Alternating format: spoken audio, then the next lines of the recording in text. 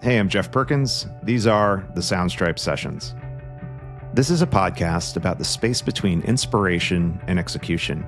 That's where the real story lives.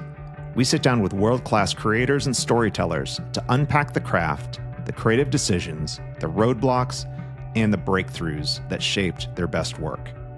For anyone who makes things and wants to make them better.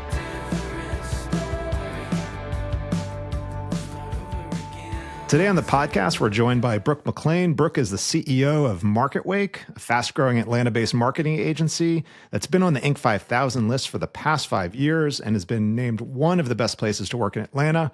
Brooke's agency helps brands tell better stories, which leads to better results for their business. So Brooke, welcome to the pod. Great to see you. So happy to be here. This is going to be fun. Awesome. So we always like to start this podcast going into your origin story. So, today you're a big CEO of an agency, but take us back, where you grew up and what got you to where you are today. I grew up in Atlanta, actually, and I'm still here now. I went to University of Georgia. It was the only school that I applied to. I put all of my eggs in one basket. Thank God they let me in when they did, because I had no backup plan. I am I think by nature, a risk taker, to my parents' chagrin. I went to University of Georgia, graduated with PR, really wanted to go the PR route. So I ended up working for a startup in California. I was traveling about 32 weeks a year, which is homelessness. If you are a business traveler, you understand what I mean. It is not glamorous. I thought it was going to be incredible. And it was. I learned a lot, but that much time on the road starts to take a toll. From there, I went to a company called PGI, which is where I met you, actually, and then kind of hopped around a little bit. I wasn't sure if I wanted to go to the startup route or stay in more corporate. Finally landed in the startup scene, and that's really where I got my sea legs, if you will, in what it looks like to be an entrepreneur. Yeah, and you're so right about travel, though. Cool. I remember when I started my career, I got to go on a business trip. And I thought it was the coolest thing. It was like, wow, they're paying for me to fly and I get to stay at a hotel and I get like a per diem for meals. And it was the coolest thing. And then once you start doing that week after week, month after month, and when you start getting like diamond medallion status and all the statuses that you get at the hotels, you're like, this is not great. No, I remember very distinctly. It was on the tail end of one of our tours, and I was at a Hyatt Regency. And when you're eating out all the time, and it's always a restaurant, and you just get kind of tired of the food, and you just want a home cooked meal. I just wanted a home cooked meal. So I was sitting down at the restaurant at this Hyatt. I think it was in Nebraska. And I was looking at the menu and I was like, I cannot do another salad. I cannot do another chicken. I just want a home cooked meal. And I looked at them and I was like, can I have peanut butter and jelly and a glass of milk? And they were like, no, you cannot. Maybe for breakfast tomorrow. But I'm like, that is not something that I would even typically eat. But I was just ready for home. I know. I think, as you get older, you get more perspective on business travel. And I think Delta Airlines, which is my preferred airline, they do a great job, because sometimes like I get on a flight and the flight attendant will come up to me and say, Mr. Perkins, thank you for being Diamond. Welcome back. Yep. And that's a super nice thing for a brand to do and really builds that connection. But at the same time, I'm just like, man, I've spent way too much time on planes. If the flight attendants are coming up to me and just shake your hand, thanking me for all the business I've given They're like, them. Are you sure you want to be here again? Now, you've had an amazing journey. So UGA, PR, then we met at a company called PGI where you had a stint, and we got to work together. And then you went over to what's called the Atlanta Tech Village, which is where they incubate all these startups. I talk a lot about the experience because I did something similar. I was at PGI. PGI, when we were there, it was almost $1 billion publicly traded company. And we had this beautiful office on the corner of Peachtree and Piedmont. It's called the Terminus Building, 5-star, all the amenities you could want. And then, you went over to Tech Village, Tech Village is a nice building, but it's not quite the Lux life that we had at PGI. So talk a little bit about that transition from a big corporate, publicly traded company to startup world. Well, and when I moved in to the tech village, it was being completely gutted. So it was a lot of tarps in hallways and walking upstairs. So that was a huge shift of an experience. And I think one of the things that I realized, there's pros and cons to both, and everyone. I think it's important that everyone tries both at some point to understand where you fall and what your preferences are. But to go from kind of this cushy corporation that had backing to every day felt like risk. Every day, the decisions that you made had weight. And there was some at PGI and a few of the other larger corporations that I worked for before, if I made a decision that was wrong, I knew that there was a huge team and backing to support me. And if it was wrong, it wasn't going to necessarily be the end of the world because there's so many levels of approval that had to happen. So me making a call or me making a decision didn't have necessarily end user impact. On the startup side, every single decision that I made had end user impact. It would impact the marketing, it impacted our clients, maybe the direction of the product itself. And are we steering it in the right direction? Are we listening to the right clients? Are we just adding things for the sake of adding things? Are we marketing the right way? Every dollar needed to be accounted for. We didn't have big, cushy budgets. And so it was, what can you do with $10 versus what can you do with $10,000? So that was a huge mindset shift for me to say, I either need to fully lean into risk taking or this is not for me. And I did enjoy it, but it's not for everyone. But it's for you, clearly. It was for me. Yeah. Because I remember you went over to the company Kevi, and you were you, a marketing manager, marketing director? Marketing associate. Marketing associate. Yeah. And then it had to be like a year or two later, you were CEO. So talk a little bit about that journey. Yes, I was. Because I remember I saw that. I was like, oh, wow. Brooke's CEO now? What? Impressive. I still look back. I'm like, what were they thinking? I was 26 years old. But yeah, I started as a marketing associate and I really loved it. I started to figure out, okay, how do we pull these levers? How do we build partnerships? I made a massive partner ecosystem, which helped amplify Kevi and the really the brand story that we had out there. So we were very small, maybe a year old, 2 years old at the time, but we presented ourselves as if we had been around for 10 years. So I actually was going to leave Kevi. I had worked my way up to marketing director. I think titles are a little elusive when you're in a startup. And I was actually going to leave as the company was going through a pivot. I wanted to do something on my own. I wanted to kind of figure out what else was next. And David Cummings and team sat me down and like, hey, we've got a better idea. You don't leave, you become CEO while we're going through this pivot. My mouth hit the floor. I probably did not keep my cards close to my chest at the time. I said, I'm going to need a day to think about this. Of more than a day.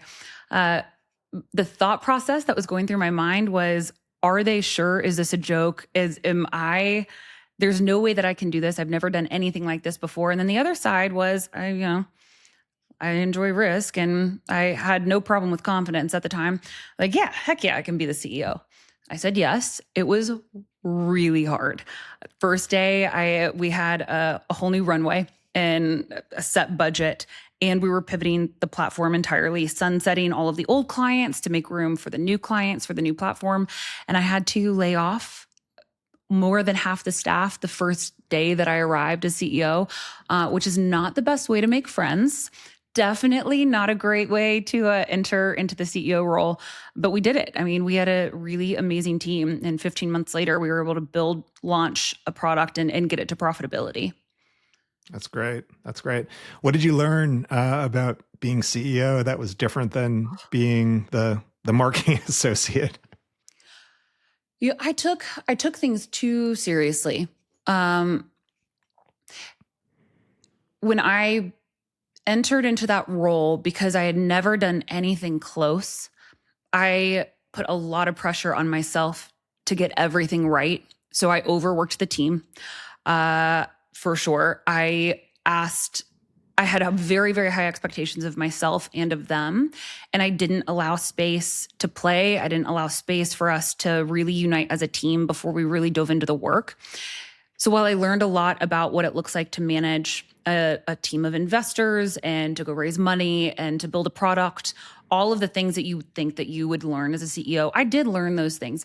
But I think one of the most important takeaways and why MarketWake is so unique is I learned what it looked like to create a culture. And the culture was the most important part, and I missed it. So instead of us really bonding first to say, we have no idea how we're going to do this, I came in unsure and dictated what I thought the right way was instead of really bringing them into the process. And that was a lot of that has to do with the fact that I was young and I didn't understand the impact of buy-in and culture and connection. And that's very different now. So I'm glad that I learned that lesson, because at MarketWake, everything that we do is culture first, because our clients benefit. What does that mean, culture first? How do you define that? We take care of our team. We focus on play, which sounds crazy, but if you're a part of an agency, you do understand the importance of that from a creative perspective. How do we trust each other? Break down walls, the shorthand. That's why we're an in-person office. You're not required, but for the most part, 90% of our team comes in. We have almost 80 people, bootstrapped it the entire way, and almost everyone comes in every single day. And you can see them probably running around behind me. And how do you create a culture where you don't require anyone to come in, but they want to? And the reason why it's important for us is because we have to craft stories and amplify those stories for clients. And there's massive budgets and massive expectations and huge goals behind all of that. The only way that we can do that is if we trust each other first and we support each other's ideas and concepts to take those risks. So building that culture and saying, hey, we're team first, allows them to take care of their clients because their needs are met here. I did not do that when I was first CEO. Yeah. Tell me some of the ways you do that. How do you encourage play, as you call it? What are some of the activities that go into that? Play is something I'm very passionate about. It really is. Neurologically, there are all these studies. I think Huberman actually just did a podcast about this not that long ago. But there's all these studies that show the way that people are able to change their minds is directly related to how easily it is for them to enter a state of play. And being able to change your mind and not be rigid is really important, especially when we're working with a lot of different clients. And then it also helps create new neural pathways. So when you think of play, and then I'll answer your question, when you think of play, when kids play, they are exploring the bounds of what is possible. There's no guilt, there's no shame, there's no fear, because they're just playing. They're trying to figure out, hey, if I cross this line, is that okay? Should I not cross that line? And they're really pushing the limits of the world around them. Well, as adults, we get way more rigid in what we define as right and wrong, black and white, what those lines of appropriate are. And then instead of it just being morally or ethically appropriate, it becomes what we do on a day-to-day basis. And you watch as people age, they tend to get more and more rigid, more and more stuck in an echo chamber of their ideas. I don't like that. I want people to be able to change their mind with new information. I think it's a superpower for you to be able to do that and not be completely stuck in a concept. So how do we do that? We have something called Friday Clubs that we started when we were days old here, where on Fridays around 2, we actually take off and we hang out. We spend time together. We throw retreats. So every year that we hit our goals, we will go on retreats together, because you learn a lot about each other quickly when you travel together. So we have been to Iceland, Jamaica, Belize, Big Sky, skiing, New York, Florida, all over the world. And you're picking up the tab for all of these trips, because it's a reward. If you hit your numbers, you get to go. It is. Yeah. It is. And being bootstrapped, it's not always easy, but it is always worth it, because we've been able to grow. We started in 2017. We've been able to grow quickly. It seems like a long time, but in the scheme of things, it's really not. In 8 years to around 80 employees, all organically. And a lot of that is because we have similar people who've been here since the early days who have been able to grow with us and really champion this concept that MarketWake is different. That's great. So let's talk about the transition from being CEO of Kevi into MarketWake. Talk about that. You kind of ran Kevi for a time, and then you kind of got out of Kevi, and now you're CEO of this other company. What drove you to start this business, and what have been some of the things you've experienced over the last 8 years as growing it? I didn't see this. People will ask me often, "Oh, did you see this concept of this enterprise?" Because and now I can see more clearly where I want us to go. But no, I originally just started MarketWake thinking maybe this would hold me over while I was looking for my next CEO job. I was sitting actually on a dock at Lake Burton, wondering what in the world I was going to do next, and I watched all these boats go by, and we're in a no wake zone, so they were all leaving a wake. Small, nothing really noticeable. And then this tiny little bass boat went by, smaller than any of the other boats that I had seen and not nearly as nice, if you will. But it left a wake so large that it shook the dock that I was on. And that's when it hit me of MarketWake. I want to help brands and people leave a wake so large that it impacts the world around them. And that's really our filter. So when you walk in to MarketWake, our office here in Dunwoody, you'll see a sign that says your wake starts here, because I want everyone who walks in these doors to know they have impact. They have impact on their team. They have impact on their clients. They have impact on the world. And our clients leave an impact. Is it a good one? And then also on the way out of the doors, it's a custom painting that says, let it go, because balance is important. And while, yes, we all take work home with us, there needs to be some reminders every once in a while to let go some of the things that you need to in order for you to function.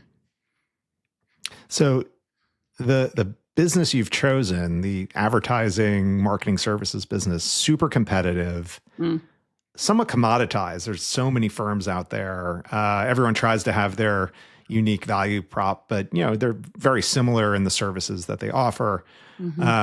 You've built this over 8 years, 80 employees. I mean, how have you been able to sustain this business over the years? I mean, I totally get, the MarketWake positioning, but the reality of running a business like this, clients come, they go. Kind of what's been your secret to building this business that is sustained over time? Oh, so much goes into that. And it's not all pretty. I mean, it's a lot of trial and error. I know in early days, there were plenty of times where I would do cash advances from my personal credit card just to make payroll. It is not without a sacrifice that something like this happens, with especially when you don't have investors and you are the investor. I think one of the things that we do really well is to treat all of our clients in a more relationship-driven way. We spend a lot of time with them outside of the work that we do. So instead of just showing up to a call and running through an agenda, we make an effort to get to know them personally, which is very helpful, because then whether they're at that client or that company for 1 year or 5 years, or they move to another one, we tend to follow those people because we have those relationships, and it's really helped us grow organically as people move and change roles. And then also we push ourselves really hard to be on the cutting edge of offerings and opportunities. I mean, we were very early on with AI, building out custom apps for our clients, helping give insights that maybe they wouldn't have gotten elsewhere. And then also just being fair and flexible. Our goal is to be easy to do business with. And if we're easy to do business with, it tends to follow that people want to continue to do business with us versus us just, being a bit dogmatic with the contracts. Not that I'm telling anyone to break a contract, but I do want them to feel that they have a different sort of relationship with us. So very flexible. You're not, I'm sure you want big retainers with all of your clients, but maybe you're not locking them all into, the 24 month, the 24 month. Yeah. No. And it's also, we're in digital marketing. Channels change too quickly. What worked 2 years ago is not working the same way today. So we have an innovation team, and I think that the innovation and the strategy team, they don't own any accounts outright. Their entire job is to make sure that they are training, educating, and then being a strategic voice into our accounts to say, what are they not using? How do we right set scopes? What I sold or what our team sold at the beginning might not be right in 5 months after we've learned more about each client. So it's not just flexibility in the contracts, it's really flexibility in even the offerings that we originally set out to provide. We might learn that those weren't right, and 5 months later decide, hey, we all want to go in and change them. So as long as we're keeping what's best in mind for a client, I think everything becomes easier. So it sounds like a lot of your growth of your business has been through, you serve a client well in one role, and maybe they go to a different company, a different role, and you go with them. Yes. And then you serve them well in that role and they refer people to you. So it's probably less about, are you still going into the sausage grinder of big RFPs, or do you avoid that because you have, you're able to, get a lot of referral business? We luckily have avoided a lot of the sausage grinder, if you will, of the RFP process. And it helps when we know people on the other side. We'll do some every once in a while as necessary when we have relationships on the other side of those walls. But we have been able to grow through a lot of word of mouth. And then we do our own marketing also, paid media, social media, and everything in between. How do you approach that as a marketing services firm? How are you doing your own marketing? I love that question because we have done everything, and we figured the best way to help our clients break out of some of the black and white mentality that I was talking about before is to show them what's possible. So the way that we build our site, the way that we do social media, if you go to our social media, you'll see skits and shorts, almost SNL style.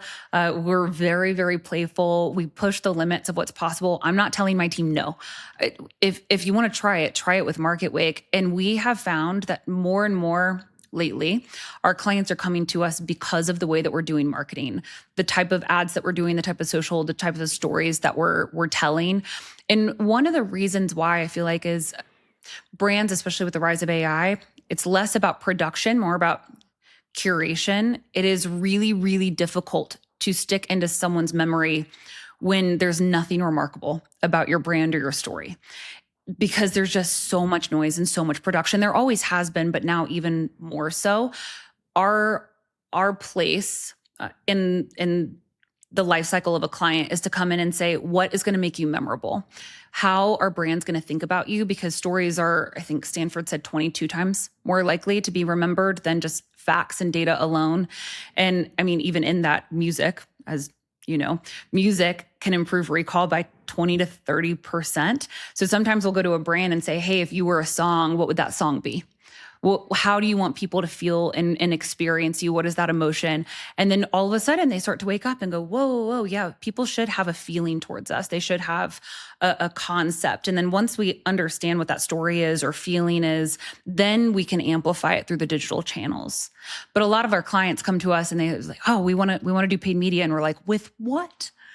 What material do you have? What story are you saying? Yes, we can do paid media, but is it going to be worth it if you don't have that story? And so I think going back to your original question, what MarketWake marketing does well is we tell stories often to help our clients see, one, you can push the limits and be playful, even in B2B. And two, what is going to be memorable? Because whether or not you think it's the smartest marketing in the world, you remembered it. And that was important. So talk about your approach there, because obviously every brand has a story to tell. Sometimes they're just not telling it as well as they can or as effectively as they can. So how do you help the brands that you work with unlock that so they're telling the best possible story they can tell? We have a series of different workshops and activities, if you will, that we walk our clients through. And one of them is to ask each true stakeholder and a lot of their clients, if they let us, what they think about the brand and how they experience working with them.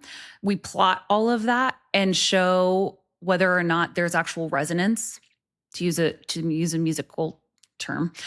Is there resonance? Are your clients saying one thing and your stakeholders another? Your investors, where do they plot? Where does the CEO plot against the salespeople? And oftentimes when we start to plot all of that, everyone looks visually, because it's really hard to make sense unless you're actually looking at something visually. They realize how different all of the messages are, and it's nearly impossible to amplify that many different messages if everyone is saying something different. And I mean, even how do your clients remember? Like, how do they refer you on if there's not clarity around that? And then we'll take what people say from a messaging perspective and overlay what they look like on the outside. So what does their social look like versus their LinkedIn, versus their website, versus their emails? And then you can see, hey, it's messy. Maybe over time, maybe it started in one area, but over time it's just gone in every different direction. And variety is okay, but is it variety in the same direction? So plotting all of that out, helping people see where their messages are and their brand identity lies, is a very helpful starting point to have that conversation of where's the gap, and then how do we help hone all of that in to something that's succinct and scalable. We give this example all the time of amplification. So if you've ever been to a middle school or an elementary school musical production, I'm sure you have, everyone's playing their instrument and they all are playing different notes. That is noise. That is not amplification. How do we turn noise and get them from like an elementary and middle school band, orchestra, concert to an actual symphony? And that is when there's alignment. All different instruments, yes, but they're playing in harmony. Yeah, but what I love about what you just said is that, because I do this myself, and like, hey, we need to really improve our performance in search engines, and we need better ad units on Facebook and Instagram, and we need to try connected TV, and we have to improve our visibility in the AI in ChatGPT, and so I'm just thinking tactics, and because I see the challenges and I see the opportunities, and it's like I improve this and do better here, but what you're doing is you're saying, all right, time out, Mr. Client, Mrs. Client, let's take a step back and figure out actually what you're saying. Mm-hmm. Because if you don't have the right story, it's not going to break through no matter what you do and no matter what you try. Yeah, that's exactly it. And it's hard sometimes. But I think maybe that's where some of our growth has come from, because we do earn trust quickly. We will have a lot of people come to us, Jeff, and say, hey, we want these tactics. We want paid media. We want to improve in SEO. We want to rank for these keywords. And while it would be really nice to take all of that money, sometimes maybe we would have grown even faster. I have to be really honest and say, hey, before we do that, we can do that. It's just the return is not going to be what you think it's going to be until we fix this first. And sometimes people are not ready to hear that, and they go somewhere else. And that's fine. We do have people sometimes who circle back around, realizing, oh yeah, we do need to get that story right. And even if there's components and there's nuances, there's testing opportunities. But yeah, a lot of people say, hey, this is the one tactic that we want to fix. And it's like, with what? With what content? And people say, hey, we want to do social media. With what content? Are we filming on site every day? Or do we have photos that we're going to use? Are you just going to do a graphic with text on it? What is the message that you want to send through social? So helping educate what all goes into telling a story and then amplifying it across digital channels is a lot of what we do.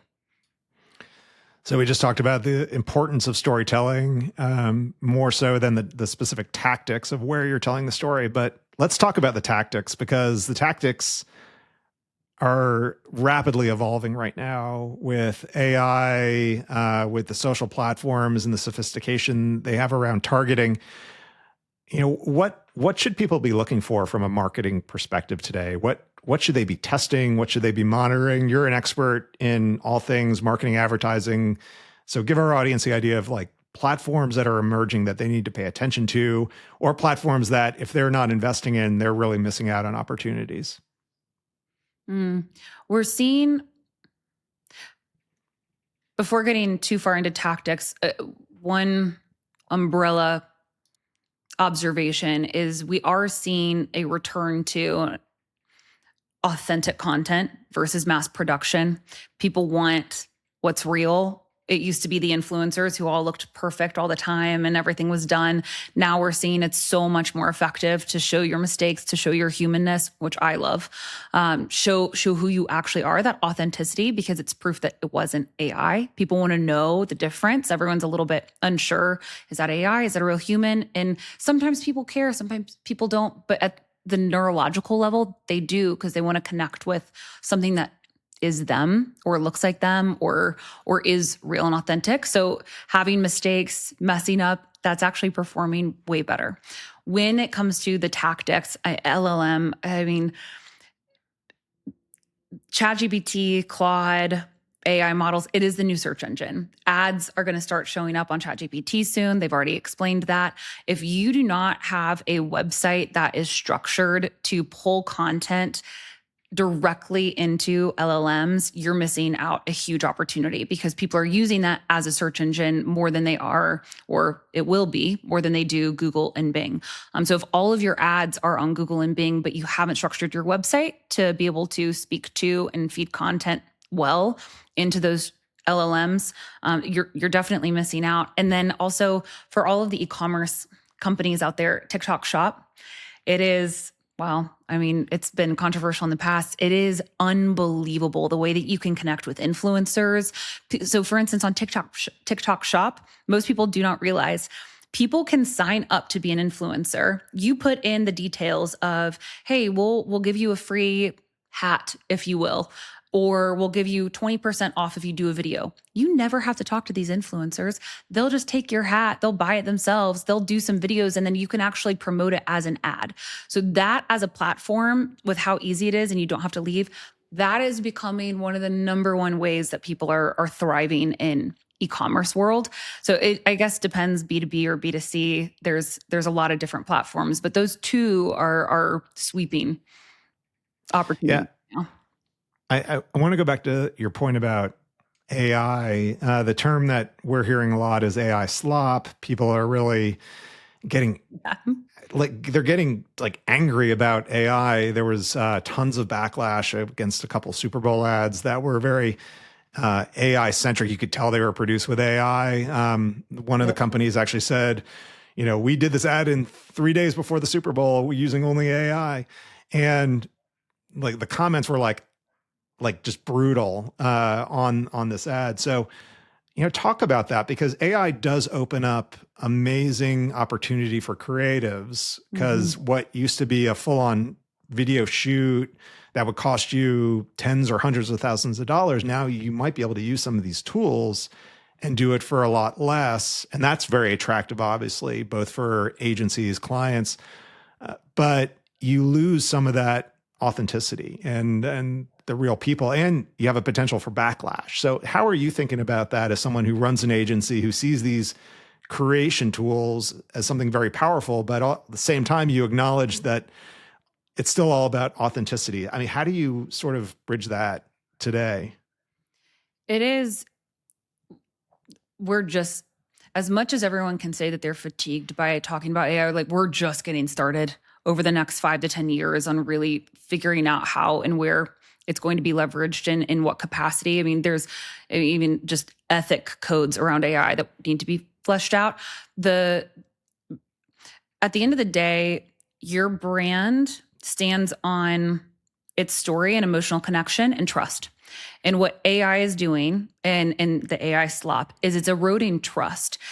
And when you pay money to a brand, and this is getting a little bit more ethereal, if you will, but when you pay money to a brand and then that brand takes that money and gives you something that they only did in 3 days with AI, you're not receiving the same value. Even if the product hasn't changed, you're not receiving the same value back from that brand as you did before. And there is this mutualistic exchange in our economy of, hey, if I'm going to give you my dollars, then you need to provide me value back, not just in your product, but in the way that you hold yourself as a brand. It's really important. It's an agreement that we all make in our society that we don't really talk about, but it is very, very important agreement. And that's part of what people are having I believe, a hard time articulating is no, it's not necessarily the AI. It's the fact that you took my dollars and you're giving me something back that's cheap.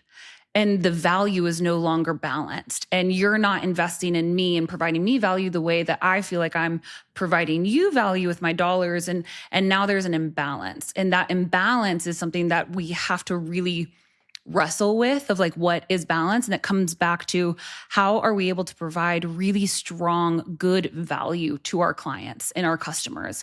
That is the most important. So yes, it is on authenticity, and authenticity is part of the reason why there's balance there, is because they're real people. It's probably more expensive, but you're also paying them as actors, and at least there's like this there's a societal exchange, if you will. And AI is eroding that and eroding that trust. And so a lot of what we're doing is figuring out, how do we continue to provide value, knowing that AI is now a permanent part of our lives, and it should help with efficiencies, but it shouldn't be the core of the value. Efficiencies, yes, but value then has to grow. Yeah. I've seen a lot of people write about AI and talk about labeling, sort of like a nutritional label, whereas you're actually disclosing that this was created with AI. Right. In our world, the music world, there's been a lot of studies done that say if you label a song as AI, because none of the songs are labeled as AI right now, and visually, oftentimes you can tell it's AI. It has certain kind of look, feel. Sometimes the context of it, you could tell. Music, it's really hard to tell, unless you're really trained that it's AI. And so if people don't know it's AI, oftentimes they're fine with it. But if they do know, if it was disclosed that it was AI, they actually would never listen to it. No. Well, and I don't blame them. Like, music is emotional glue for a story and a memory, right? Like it is what connects you with someone else. I mean, that's why one of the reasons why Taylor Swift is so good at what she does is because everyone hears that song or all of her songs and go, oh, I've felt that before. That's real. It connects me to the artist. When you start to think about, oh, that's fake, that never actually happened, even if someone's writing a song that didn't actually happen, it's still coming from that person. And so you feel this connection with the artist. When you don't feel that connection with the artist, then what do you have to hold on to? What is the connection at all? And I think it all comes back to, how do we feel seen, heard, valued, connected to the world around us, not so alone or isolated. And when you have AI-driven music and those lyrics and you realize none of that actually happened, there's not a lot to really hold on to. Yeah, we have several composers on staff at Soundstripe, and when you talk to them about the songs they create, they go into these detailed explanations of what inspired them, what they were trying to do with the song, the impression they wanted the listener to take away from the song, sort of the intricacies of different instruments, and it's just so fun to hear that, and that someone's brain kind of processed art and put it out into the world like that. And it's so much more interesting than just like, oh, I just prompted the creation of this song. I wrote a prompt and it came out with this. It's a human experience. I mean, that's why they have all the videos of behind the music. Yeah, exactly. Mm-hmm. So as far as modern storytellers today, when you look at specifically brands, what brands are doing it well, do you think, today? You know, it's funny. One of the, there were a few Super Bowl commercials that actually stood out as being really effective. And one of them was the most simple, Coinbase. Do you remember the Coinbase one? It was just karaoke of a Backstreet Boys song, but it got all of the millennials singing, and their audience is millennials, and they knew that. And so it was I was watching the Super Bowl, and I don't really watch sports ball that much. I hate to say it. Everything's sports ball to me. But as soon as that ad came on, I was like, oh my gosh, what is this going to be? This is amazing. Everyone around was singing. So that was a really good example of doing something very authentic. And then same thing with the Uber Eats, Instacart with Matthew McConaughey, just having humor in it and being really real and calling out the fact, oh, Super Bowl is made for the food. They leaned into that. So instead of trying to resist, maybe negative press. They just incorporated it into their ad, and I thought it was wildly effective. Yeah. A lot of people didn't like the Coinbase spot, and it was a bit polarizing. I found it to be brilliant because those kind of ads are very disruptive in the medium, because most of the Super Bowl ads are very, very highly produced. They cost probably hundreds of thousands, if not millions of dollars. You have major directors that are filming them. So these are basically mini movies or mini shows, that you see. And all of a sudden, just a blank screen comes on with karaoke, and you're like, oh, that's very memorable. It's super disruptive. And yeah, it gets your brand, top of mind more so than everyone else who's just doing these really highly produced ads. I think one of my all-time favorite Super Bowl ads was from FedEx. It was years ago. I don't even remember what Super Bowl it was in, but it was just the those color bars that you see sometimes if there's dead air on the screen. And there was a little ticker that ran under it, said, we spent $2 million for the spot, but the guy from our agency didn't send the spot with FedEx. He sent it with another shipper, and so it didn't make it. So now all you're seeing are color bars. But it was just so disruptive because all you saw for 30 seconds or 60 seconds were the color bars. But sometimes, not everyone can do that, but usually the brands that do those kind of spots, those are very memorable. Those do break through sometimes more than even the big budget spots. I completely agree with you because everyone's doing something very, very similar. And especially if you know your audience and they were targeting millennials, and all of a sudden it was just, everyone got quiet. People were talking over every other ad, but everyone got quiet, and you could see, the head starting to bop, and then people were like, wait, what's that song? And again, going back to, if music is emotional glue for memory, everyone remembers that. So yeah, there were plenty with big directors, but do you really remember it? Not the same way. Yeah. Yeah. I almost wish someone did that besides Coinbase, because at the end you're like, the missing piece in that ad for me was that I didn't connect Coinbase at all to to the song, but it was memorable. So maybe that was so mission accomplished for them in breaking through the clutter. But I wish there was a brand that actually connected to the song a little bit more, and so there was that link there. It's funny. The Google search volume for Coinbase went up like 50% right after, where people were like, well, what are they? I know. All right. Well, let's let me ask you my final question. I ask this of all the guests. So if you could, if Brooke MacLean, CEO of MarketWake, could give 18-year-old Brooke MacLean, or Brooke Beach was your name back then. If you can give your 18-year-old self some advice, so you're either a senior in high school, UGA freshman, what would that advice be? What would you tell your younger self today?